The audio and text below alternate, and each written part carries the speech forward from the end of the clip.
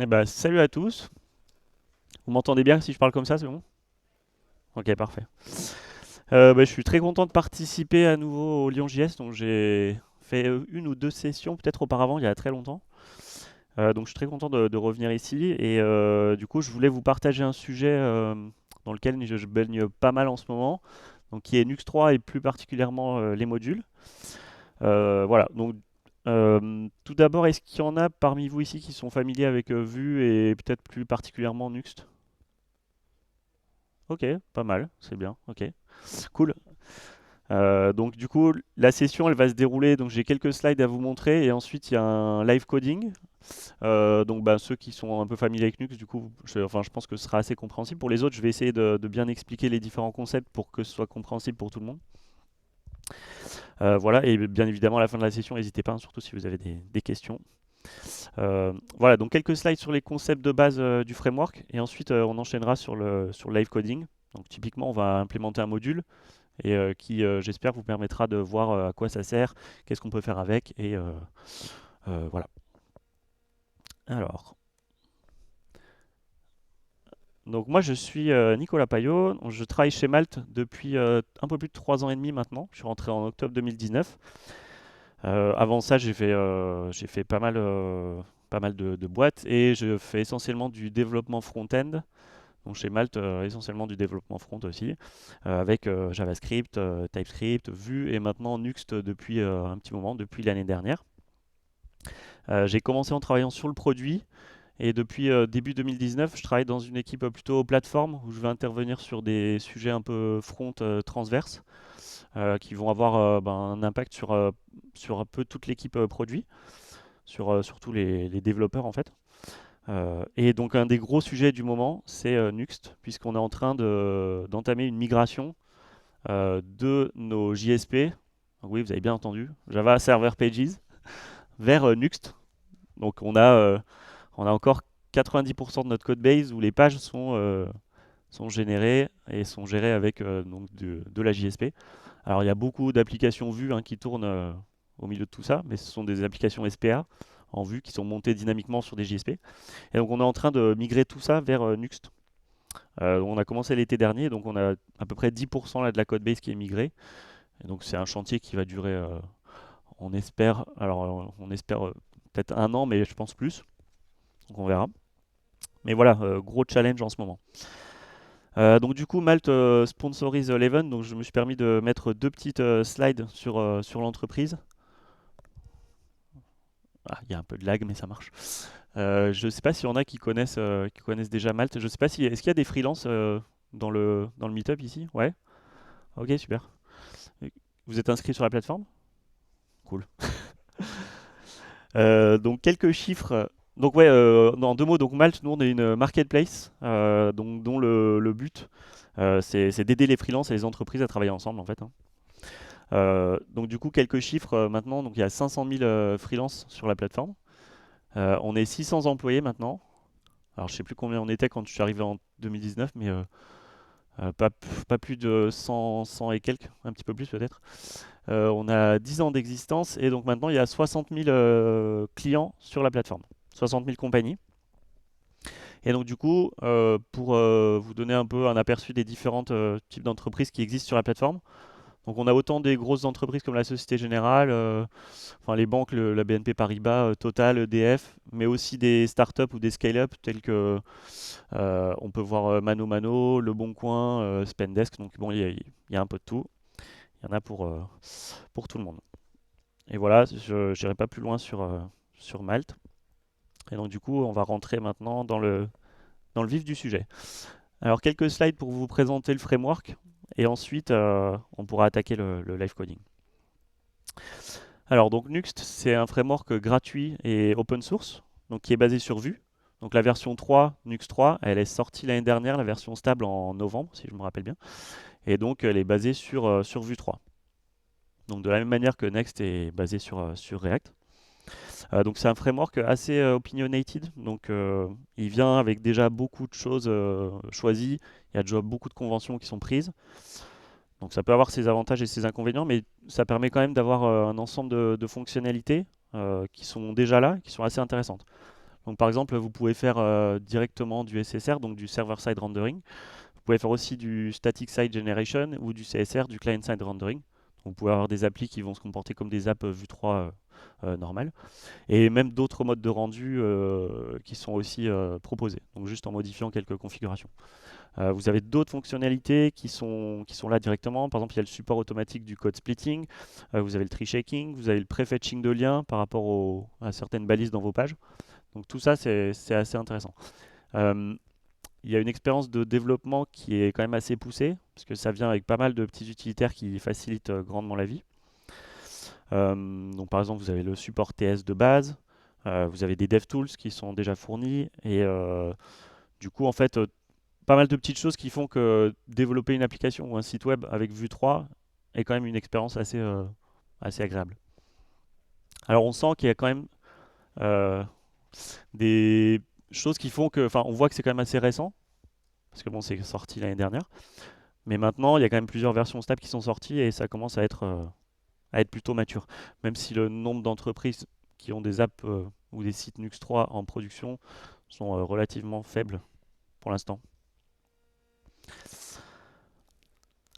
Voilà, alors quelques concepts de base de Nuxt. Donc si vous travaillez sur une application ou sur un site Nuxt, vous allez vite retrouver le concept de page, de layout et de composants. Donc les pages, en fait, donc typiquement, ça va être un dossier dans votre application qui va représenter donc des composants qui vont représenter toutes les routes disponibles de l'application. Vous avez aussi les layouts. Donc les layouts, ce sont des composants vus dans lesquels vous allez mettre les composants partagés entre vos pages, donc typiquement un header, un footer. Et vous avez aussi donc les composants. Donc les composants, c'est tous les éléments réutilisables de votre interface graphique que vous allez pouvoir utiliser dans votre application. Donc le routeur, il est file-based, donc c'est pas comme dans une application vue classique. C'est-à-dire que là, dès que vous déclarez un nouveau composant dans ce dossier page, en fait, il y a un routeur qui va générer des pages, et donc le nom de votre composant va être typiquement le nom de votre route. Alors vous avez des moyens de gérer des pages avec des arguments dynamiques, etc. Mais c'est comme ça que ça fonctionne. Chose intéressante aussi au niveau du data fetching, Nuxt fournit pas mal de petits utilitaires sympas, par exemple un utilitaire qui permet donc de récupérer des datas et qui va être compatible SSR et qui va par exemple permettre d'éviter de faire de la duplication de requêtes. Donc si vous avez une app SSR qui effectue un call pour récupérer des données avant de générer sa page, ce call va être fait uniquement côté serveur et ne sera pas refait côté front au moment de la réhydratation. Donc ça, c'est fourni de base dans le framework. Voilà, et plein d'autres choses aussi intéressantes. Donc ça, c'était pour les concepts de Nuxt. Et donc maintenant, si on se concentre un petit peu plus sur les modules.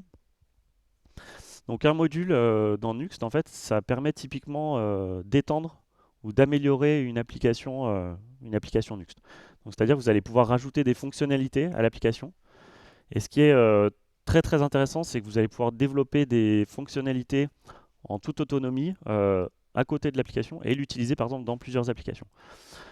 Si par exemple vous avez envie d'ajouter une fonction d'authentification, un module qui gère du SEO, qui fait de l'optimisation de SEO, de l'analytics, etc., bah, c'est un bon use case de faire ça dans un module. Surtout si vous avez besoin de le faire dans plusieurs applications. Nous, typiquement chez Malte, on est organisé en monorepo. Bon, c'est un détail, ça. Mais on a plusieurs applications en fait à déployer qui vont gérer plusieurs parties de notre marketplace, de notre plateforme. Et en fait, on a beaucoup d'applications qui vont retrouver le même ensemble de features.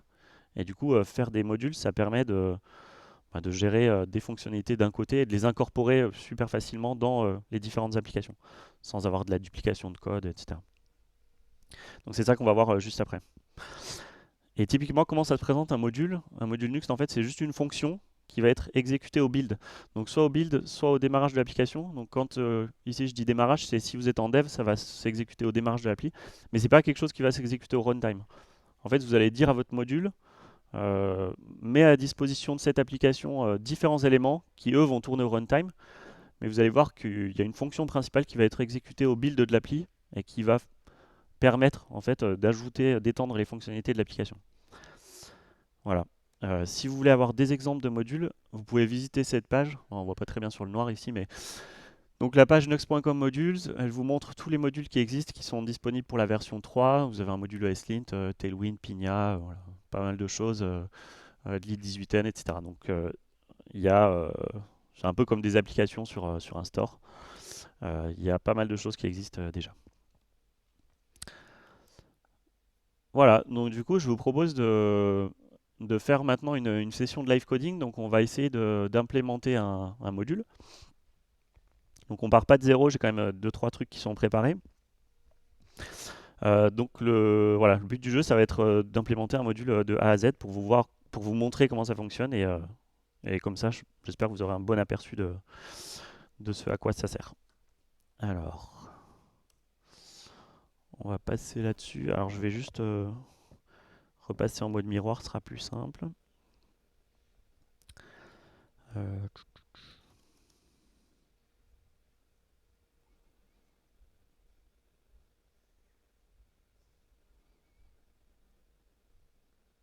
Mirror.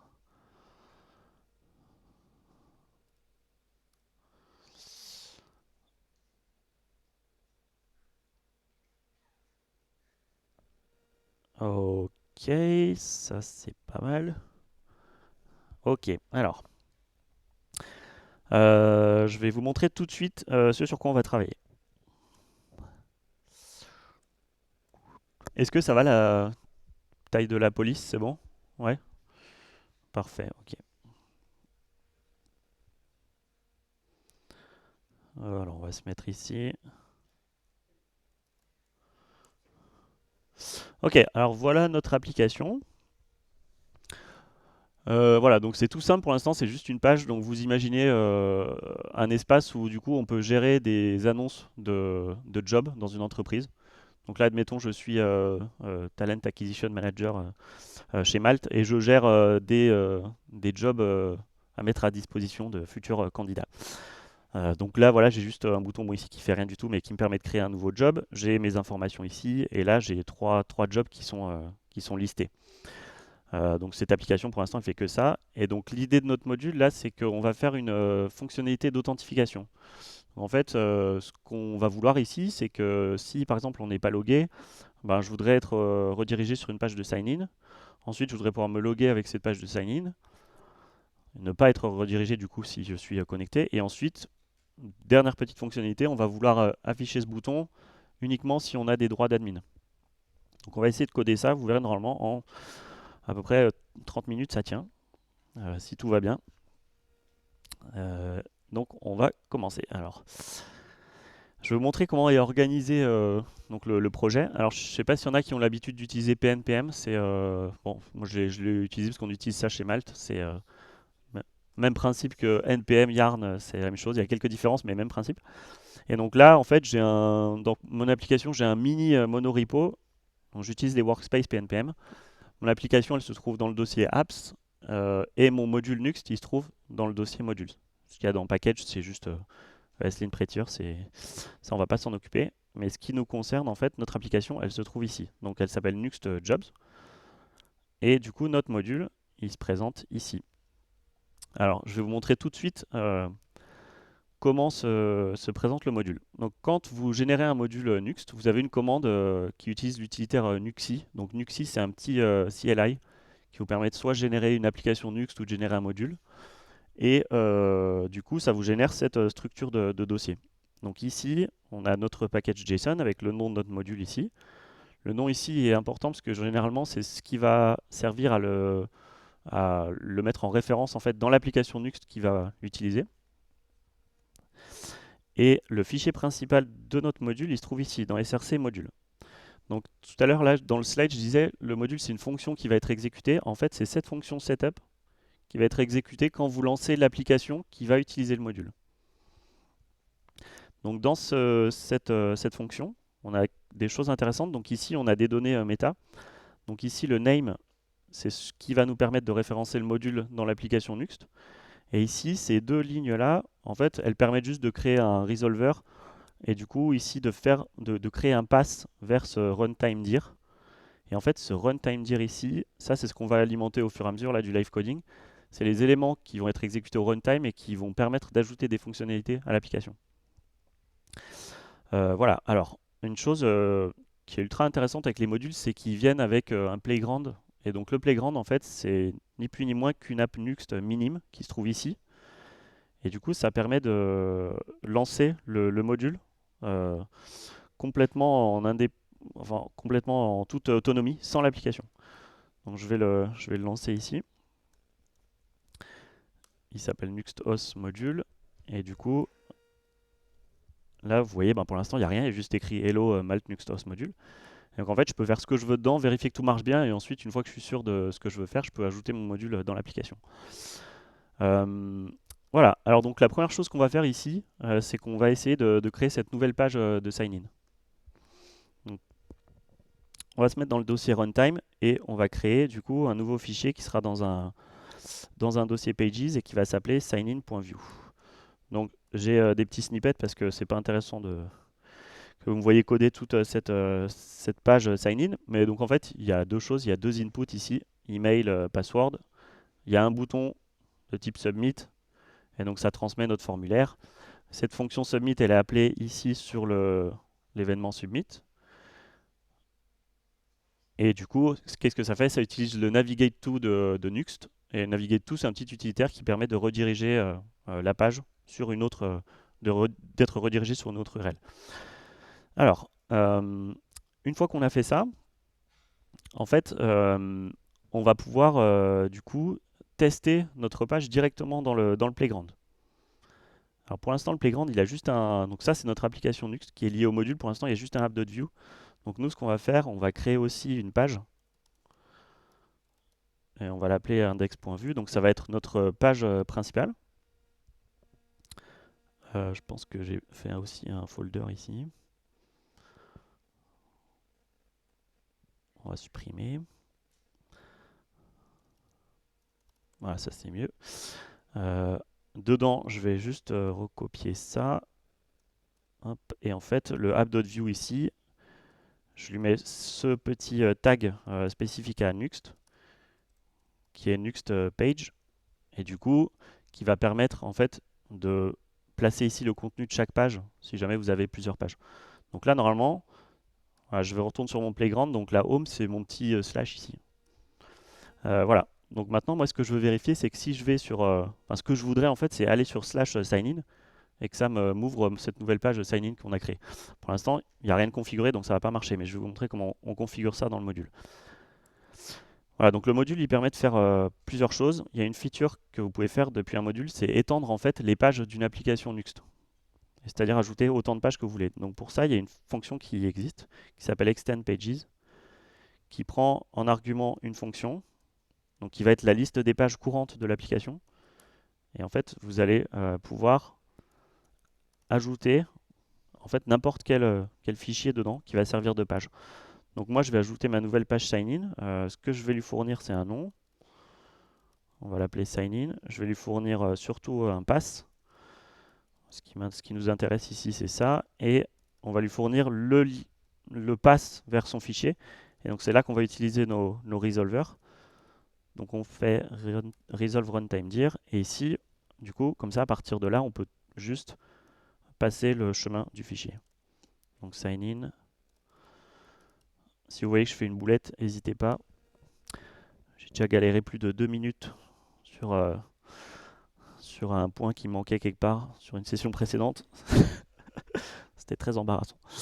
Euh, Donc du coup là, normalement, si tout va bien, il se peut qu'on ait à redémarrer le module. Je pense que oui, de toute façon, on doit le redémarrer vu que c'est une fonction qui est exécutée au build. Donc on va juste redémarrer notre application, notre playground ici. Et normalement, vous allez voir que juste avec ça, si je vais sur slash sign-in, voilà, je tombe sur cette magnifique page. Qui pour l'instant du coup est censé me rediriger sur la home. Donc bon, j'ai pas fait de check si on remplit le mail et le password, mais normalement on devrait faire ça évidemment. Mais si je clique sur sign in, voilà, je suis bien redirigé sur la home. Donc là, au moins vous pouvez vérifier le style de votre page, que tout marche bien, et ensuite on peut l'incorporer dans l'application pour de vrai. Donc là, pour faire ça, ce qu'on va faire maintenant, donc on va sortir un peu du module et on va essayer d'incorporer ce module dans notre application. Donc là, typiquement, quand vous téléchargez un nouveau module, que vous voulez ajouter une fonctionnalité, vous faites comme ça. Donc on ajoute la dépendance.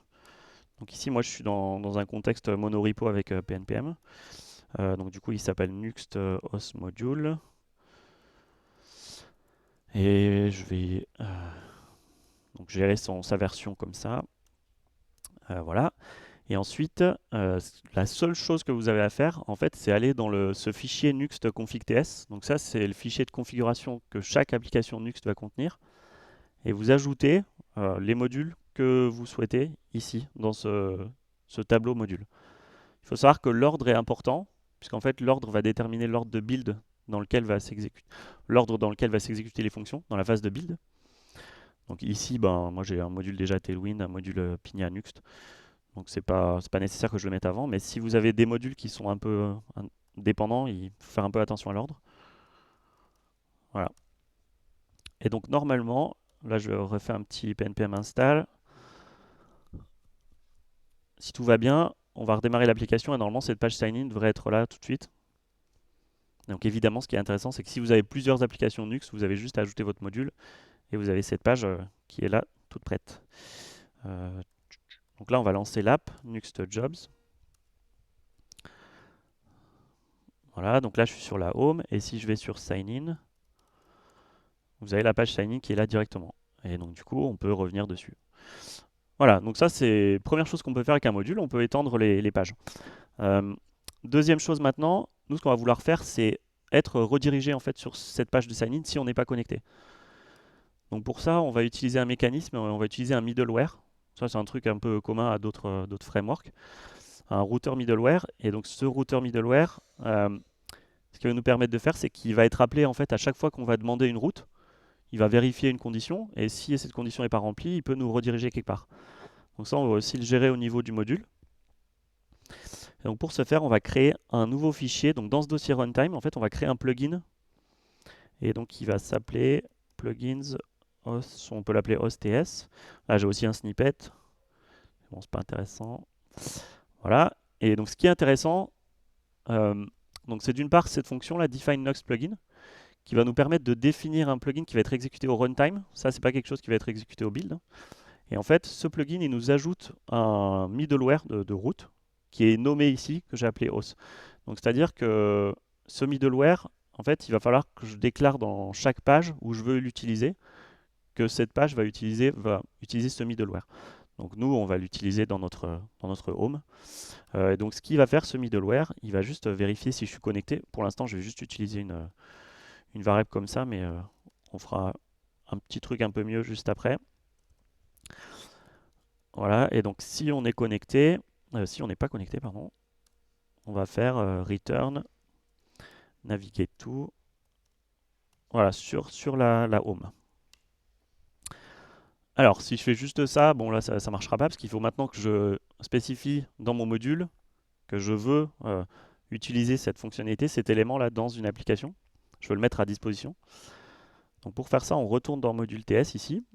Et en fait là, on peut utiliser une fonction qui s'appelle add plugin et qui tient en une ligne, qui va juste nous permettre de en fait, prendre le pass de ce plugin et de l'ajouter à l'application Nuxt qui va utiliser le module.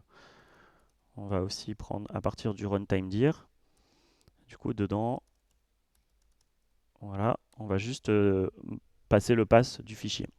Alors, je ne mets pas l'extension .ts parce que les fichiers ils sont buildés, donc ça se transforme soit en MJS ou autre format. Donc, du coup, on n'a pas besoin de mettre l'extension. Il faut redémarrer ici aussi l'application. Voilà. Donc là, normalement, en faisant ça, vous avez dit à votre application, bah, j'ai ce plugin qui est disponible, qu'on peut utiliser. Et en fait, maintenant, dans l'application, je vais aller sur ma page. Alors, je suis dans le module, donc elle est ici, index view. Et donc là, par contre, je suis contraint de spécifier que cette page va utiliser ce middleware. Donc pour ça, on utilise une macro qui s'appelle define page meta. Et donc dedans, on a juste à lui passer le nom de notre middleware. Donc notre middleware, il s'appelle host. Et normalement, en faisant ça, ça suffit.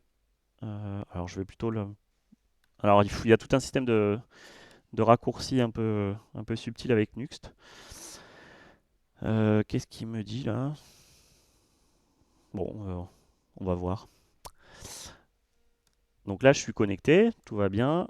Et normalement, si je change cette petite valeur, je devrais être redirigé sur le sign-in et j'ai un quai, un infini. Parce que tout à fait, quelle idée de rediriger sur la home. Ça devrait beaucoup mieux marcher. Merci. Alors, donc évidemment, vous voyez là, si on essaye de se connecter à la home, on est redirigé sur le sign-in. Donc là, ça fonctionne. Voilà, donc voilà comment on peut gérer des espèces de navigation guard sur des pages. Maintenant, ce qu'on va faire, on va faire notre fonction de sign-in. Donc là, j'ai juste une petite route ici qui est déjà créée dans mon application. Ça, typiquement, c'est peut-être pas quelque chose que vous avez dans votre app. C'est peut-être un serveur Node qui tourne ailleurs ou comme chez nous, un serveur Spring avec du Java où vous avez votre API. Donc avec Nuxt, en fait, vous avez juste besoin, ça c'est assez cool, vous avez juste besoin de créer un dossier serveur, vous mettez un dossier API et dedans, là je fais signin.post et en fait tout de suite, ça me permet d'envoyer une requête sur API/signin en post et donc ça me renvoie cette réponse-là. Donc là, c'est juste ma petite fonction de sign-in qui est ici. Et donc pour faire ça, on va créer un store dans notre module, un store Pinia. Donc ceux qui ont l'habitude peut-être d'utiliser Vue et Nuxt, ça vous parlera. Pour les autres, un store Pinia, c'est comme du Redux avec React. Ça tend à remplacer Vuex avec ce qu'on utilisait avant avec Vue. Voilà, donc on va créer ça et on va gérer notre fonction de sign-in là-dedans. Donc on va faire cette fois un troisième et dernier dossier, dernier fichier. Donc ça va être store host.store.ts. Voilà, et donc là j'ai un dernier snippet. Et donc en fait, bon, ça c'est la syntaxe pour définir un store Pinia. Et donc dedans, je peux gérer un state, je peux gérer des fonctions, je peux gérer aussi des getters. Et donc là, nous, ce qu'on va faire, euh, déjà dans un premier temps, on va gérer donc ce petit flag là, ce isConnected, on va plutôt le gérer là-dedans. Et après, on fera la fonction de sign-in. Donc on va le mettre aussi, on peut le mettre aussi on va le mettre en true par défaut. Alors, vu qu'on est dans du Vue, avec Vue, il y a tout comment je pourrais dire ça, tout un aspect, un principe de manipulation de données réactives. C'est-à-dire que le plus souvent, on manipule des refs ou des objets qui sont réactifs. Et en fait, ça permet typiquement, c'est un mécanisme interne de Vue qui permet de mettre à jour le template par rapport aux données qui sont modifiées. Donc bon, il faut juste savoir que souvent, on va voir ce genre de choses un peu wrappées comme ça avec des refs. En faisant ça dans un store Pinia, ça permet typiquement de dire à Pinia que ceci est le state de notre store. Donc si je retourne ça, en fait lui il va savoir directement que là je suis en train de créer un state. Donc je définis mon isConnected ici, et en fait cette variable je vais vouloir l'utiliser dans mon middleware. Donc là je vais retourner dans mon middleware, et au lieu de le définir directement ici, je vais plutôt l'importer de mon store. Et donc pour faire ça, bon là il y a une petite syntaxe un peu pas très, pas très marrante à utiliser, mais c'est une petite contrainte de Nuxt. Donc j'utilise mon store et en fait je suis un peu contraint de lui passer l'instance Pinia de l'application. Et donc pour ça je le fais avec Nuxt App. Quand vous ajoutez le module Pinia à une application Nuxt, vous avez ce $Pinia qui est automatiquement bindé à votre application Nuxt. Et je suis un peu contraint de faire ça pour éviter des problèmes de contexte leaking entre requêtes, puisque je ne suis pas dans un composant avec un script setup. Donc je vais importer le type de Pinia. Voilà. Et j'importe aussi une autre fonction. Et donc cette fonction, store to res, elle permet en fait, quand vous faites de la déstructuration comme ça, donc là je récupère directement le isConnected du store, elle permet de conserver la réactivité de vue. Donc c'est une bonne pratique de l'utiliser si vous utilisez ce genre de syntaxe pour pas perdre la réactivité. Voilà, donc si on utilise ça, normalement, là j'ai rien d'autre à modifier. Je pense que si je vais sur la home, j'ai mis connected true, ça marche. Si je modifie cette valeur dans le store, je passe à false. Ah oui, ça marche aussi parce que j'ai oublié du coup le point value ici. Quand vous manipulez des refs, il faut ajouter le point value. Ouais, c'est sur ça que je suis resté bloqué la dernière fois, pas mal de temps. Jusqu'à ce qu'il y ait quelqu'un qui trouvait, il manque un point value. Effectivement. Donc là, voilà, ça marche mieux. Voilà. Donc là, on gère notre état, du coup, connecté, pas connecté, dans le store. Donc maintenant, on va ajouter cette fonction de sign in. On va se mettre dans notre store et du coup, ici, on va créer une fonction. Donc c'est une fonction qui sera async. Voilà. Et en fait, cette fonction, qu'est-ce qu'elle fait? Ben, elle va appeler notre endpoint. Donc tout à l'heure, quand je vous disais que Nuxt, il fournit des petits utilitaires pour faire du data fetching, donc ça, c'en est un. Alors ça, c'est pas celui qui permet d'éviter la déduplication de requêtes. Mais ça, c'est un utilitaire qui est autant disponible côté SSR que côté client.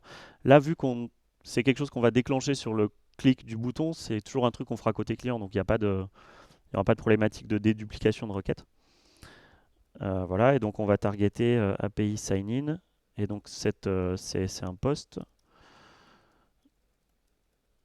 Hop, voilà. Donc si on veut faire ça bien, on peut le mettre dans un try catch.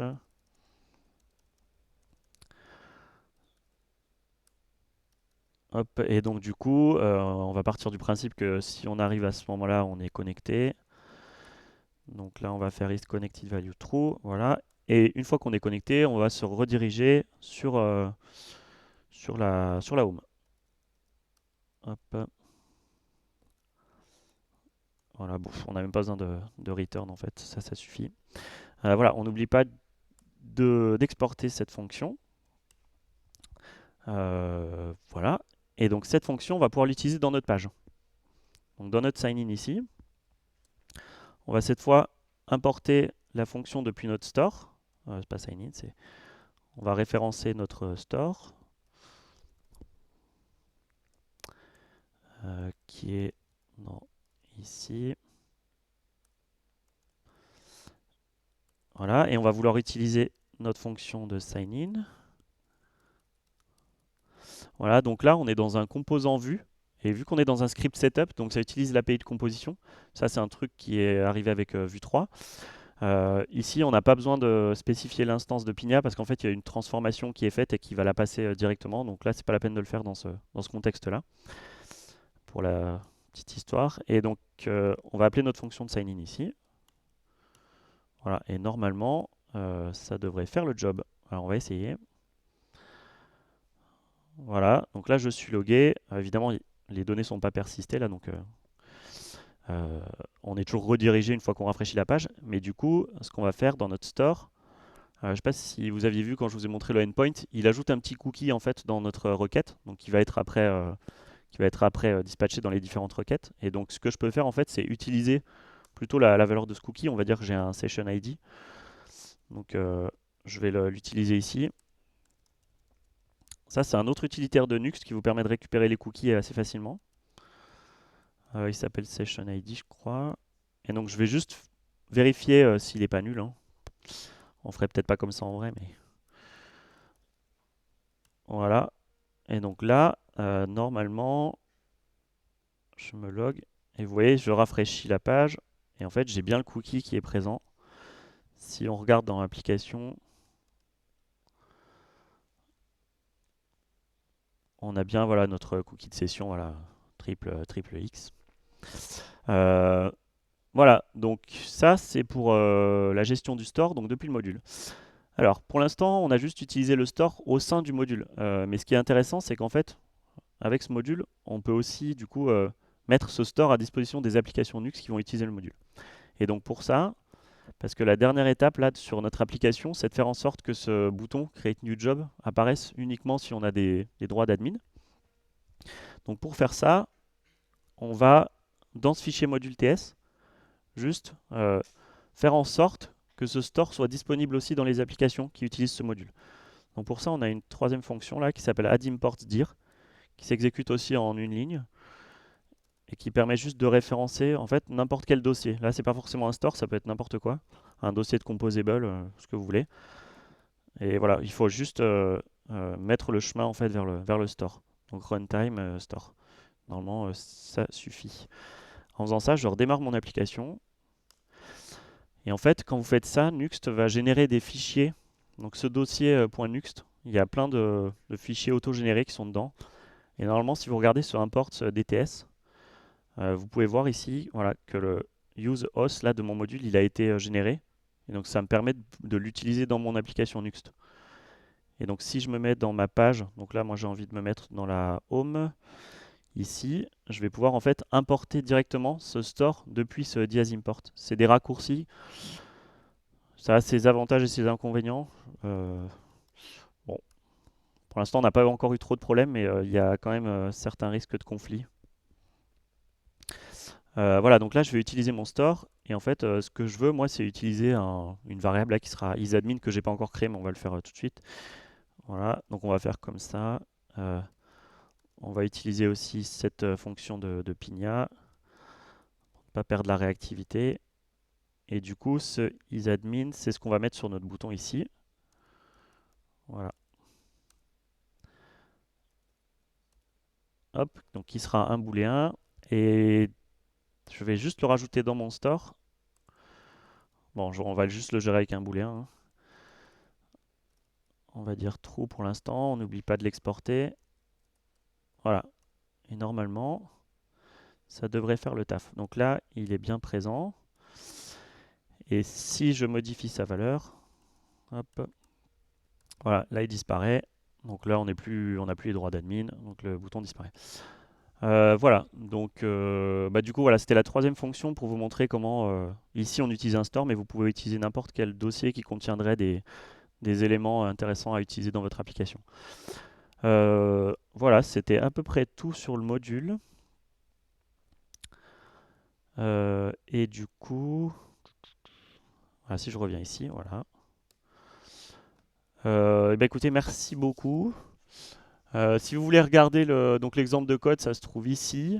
Là, il y a un petit QR code pour donner des feedbacks sur la session. Et voilà, j'espère que vous avez appris pas mal de choses sur les modules Nuxt. Je vous remercie.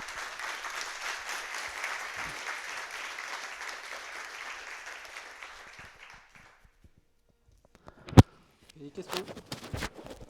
Bien Peut-être sûr, pas de s'il y a des questions, questions, oui, tout à fait. Je sais pas, Oui, oui. Attends, je te demandais juste de parler là-dedans parce qu'on capte le son. Tout à l'heure, du coup, tu parlais dans les stores pour gérer les versions, par exemple l'authentification avec isadmin. Je sais pas si tu connais ACL, le MPN ACL qui permet de gérer ça côté JavaScript, tout ça. Du, Non, je connais pas. ok. Du coup, je voulais savoir la différence qu'il y avait, genre si vous mieux utiliser celui-là ou si on peut comment ça s'appelle? Le copier avec ACL par exemple, si on veut utiliser des trucs un peu Alors, plus. je pourrais pas dire, je connais pas du tout. Ok. Et Pour- ma deuxième Ouais. question, les sessions cookies, les sessions ID que là, tu peux les compiler avec un JW token? Oui, oui, là, c'était juste pour l'exemple. Ok, ok. Oui, tout à fait. Tu peux récupérer n'importe quel cookie. Là, c'était juste pour l'exemple, on aurait pu le faire autrement. Ouais. Ok.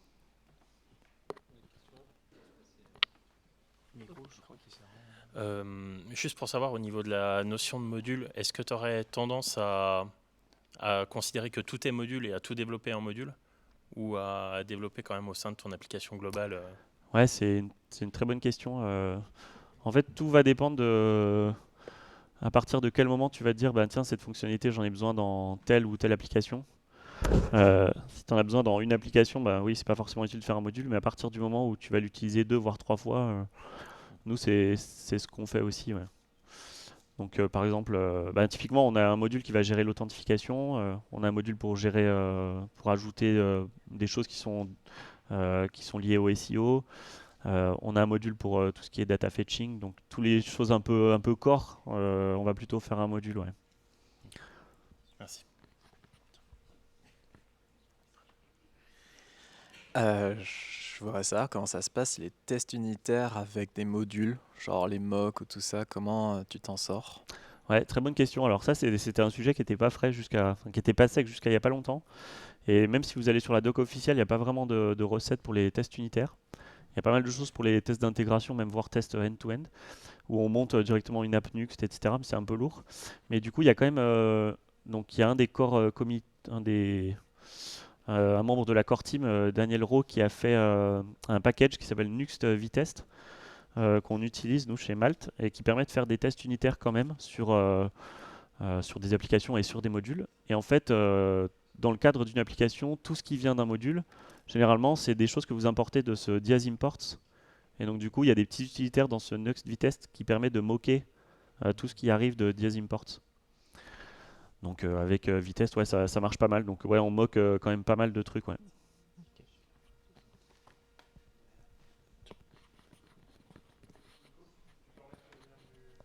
Bien sûr, bien sûr.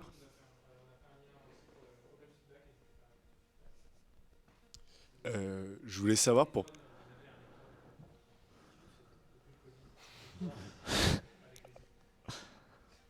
pouvoir passer des paramètres pour configurer le module, Ouais. ça se passe comment?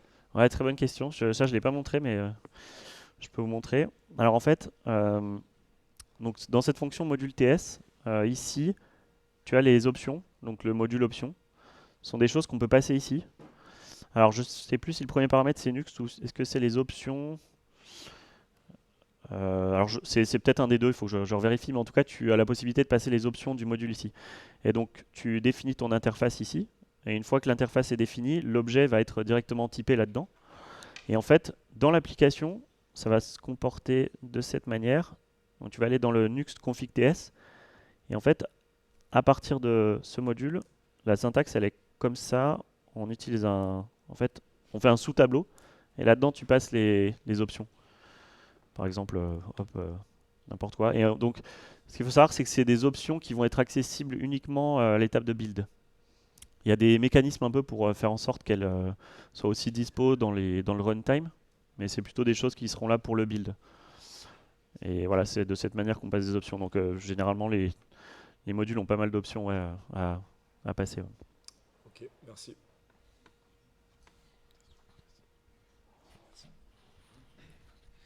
Merci déjà. Moi j'avais une question. Tu montrais au début quand tu créais le module que tu définissais une page qui allait être injectée ensuite dans l'application, Ouais. la page de sign-in. Qu'est-ce qui se passe si dans l'application il y a déjà une page qui s'appelle sign-in, déjà une route qui correspond à Ah ça? bah, oui, très bonne question. Donc en fait, la page de l'application va être prioritaire. Et donc Nuxt va désactiver automatiquement ce qui vient du module. Et ouais, ça peut apporter quelques surprises parce que nous, on a déjà eu des surprises comme ça où on avait un module qui exportait une fonction à un composable qui s'appelait use quelque chose et il était aussi présent dans l'application. Et en fait, il va y avoir un gros message de warning dans la console qui va dire le use de votre module a été désactivé en faveur de celui de l'application. Donc ouais, c'est un des risques. Et j'avais posé la question sur le GitHub de Nuxt, comment gérer du coup ce genre de choses, parce que si on fait plusieurs modules, on peut avoir plein de choses qui viennent de ce dias imports. Et il n'y avait pas eu de réponse. Mais il y a des mécanismes qui permettent en fait de créer. Donc là, quand je vous ai montré tout à l'heure dans ce dossier .nuxt, ici ce fichier import DTS, il est généré par Nuxt. Mais il y a des mécanismes qui permettent de créer à partir d'un module son propre fichier d'import. Et du coup, on va pouvoir lui donner le nom qu'on veut. Et ensuite, il suffira de modifier un peu la conf tsconfig. Et du coup, ça, on peut le faire aussi à partir du module. Et en fait, tu peux totalement avoir ton propre, je sais pas, par exemple, Malt, un truc comme ça, quoi. Malt Nuxt, Nuxt host module. Et du coup, importer tout ce qui vient du module de ça plutôt. Ça, on l'a fait dans un de nos modules. Merci.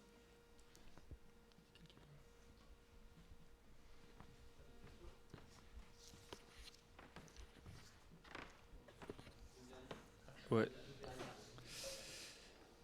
Petite question comme ça, c'est quoi la différence entre faire un Nuxt module et juste un module classique qu'on installe avec npm install Ouais, un module NPM, bah ouais, très bonne question. En fait, l'intérêt de faire un module, c'est que tu peux vraiment étendre les fonctionnalités. En fait, par exemple, ajouter des pages comme ça, euh, je sais pas trop comment tu pourrais le faire depuis un package NPM classique. Parce que donc là, on utilise la fonction extend pages. Tu vois, si tu avais des pages à importer, vu que le routeur il est file-based, honnêtement, c'est peut-être possible, mais du coup, là, je sais pas trop comment faire. Après, ouais, pour des choses très classiques où tu n'as pas besoin de toucher en fait au hook ou aux fonctionnalités de Nuxt, oui, c'est peut-être pas nécessaire de faire un module. Tout à fait.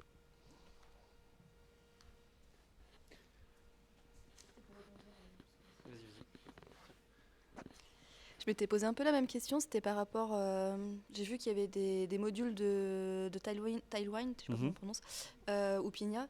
C'est plus par rapport à ça, parce que souvent on les installe différemment. On n'extend pas forcément, enfin je sais pas comment tu l'utilises toi, Tailwind ou Pinia, mais... Alors, Tailwind, on l'utilise pas trop chez Malte, et Pinia, on l'utilise en fait aussi avec le module, parce que le fait d'ajouter le module, alors j'avais regardé une fois les sources, mais je sais plus, ils font pas mal de trucs en fait en interne avec Nuxt. Donc en fait, il y a tout, par exemple, ce fait de passer l'instance du coup de Pinia dans chaque store, dans la fonction qui gère les stores, dans chaque script setup. Ça, c'est des choses qui sont faites automatiquement depuis le module Nuxt. Ok. Du coup, tu nous avais parlé des redirections si par exemple on n'est pas connecté ou autre. Est-ce qu'il y a un module déjà préfet dans Nuxt qui permet de le gérer? Par exemple, si tu fais des requêtes, tu as fait montrer le fetch tout à l'heure par exemple, ou par exemple si tu fais une requête API ou autre via Axios ou je ne sais quoi. Est-ce que il y a quelque chose qui est déjà mis dedans pour gérer entre guillemets si par exemple ton token il explose entre temps et que du coup tu te fais déconnecter pendant ouais, je suis, alors je sais pas, peut-être, j'ai pas connaissance, mais nous typiquement ça on l'a géré chez nous. On a notre module fetch qui va gérer ça, et du coup on lui passe notre XSRF token à chaque fois qu'on fait une requête, qu'on a besoin de faire une requête authentifiée. Ça de base, je pourrais pas te dire.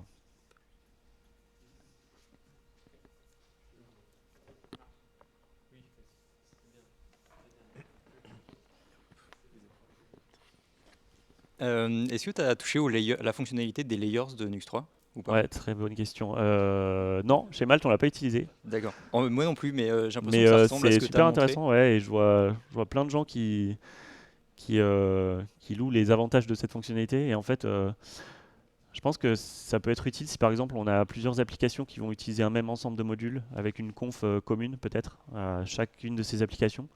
Donc ouais, le layer en fait ça permet de créer une application de base Nuxt, et du coup ça permet à plusieurs applications d'hériter de cette configuration et donc de tous les modules qui sont déjà inclus dedans. Donc j'ai pas l'expérience des layers, mais ça a l'air assez intéressant. Ouais. Merci. Merci.